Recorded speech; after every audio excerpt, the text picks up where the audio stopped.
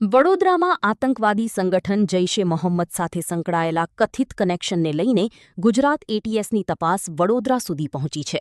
અગાઉ ઝડપી પાડવામાં આવેલા શંકાસ્પદ આતંકી આરોપીઓના આધારે શહેરના વિવિધ સ્થળોએ તપાસ હાથ ધરવામાં આવી હતી.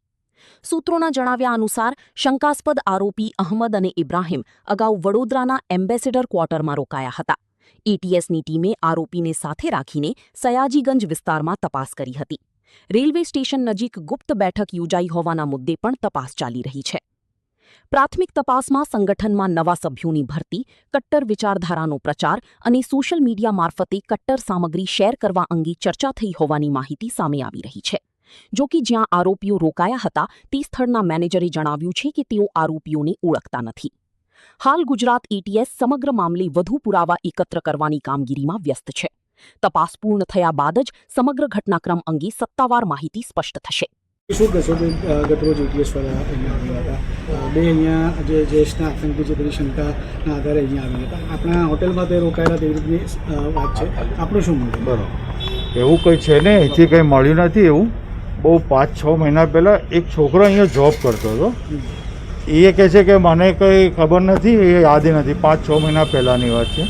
એટલે ત્યાં આગળ શું છે કે એક જે છોકરો છે ને જેને લઈને આવ્યા હતા એટીએસની ટીમ, એ કે અહીંયા હું ખાલી અડધો કે 15 મિનિટ કોઈક ફ્રેશ થયો છે સર્વર રૂમ પર, તરત નીકળી ગયો છું કે હું.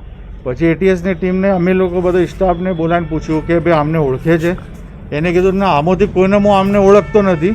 પછી આપણે પૂછ્યું કે અમને ઓળખે છે કે ના, અને અમે કદી જિંદગીમાં એને જોયો નથી, આ પહેલી વખત એની શકલ જોઈ છે. બસ એટલું જોયું, ચેક કર્યું, બધું કશું મળ્યું નહીં.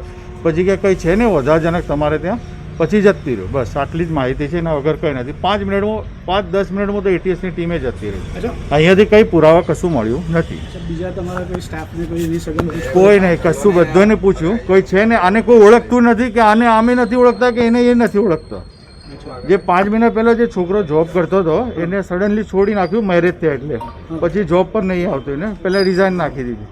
બસ એ એમ કહે છે કે આનાથી હું પહેલાં ખાલી મને ફોન કર્યો તો, મને 5 મિનિટ માટે ખાલી ફ્રેશ થઈને નીકળી ગયો હતો. 5-10 મિનિટ કે વધારે. બસ એનાથી વધારે કશું મળ્યું નથી અને કોઈ એવું પુરાવા નક્કર મળ્યા નથી.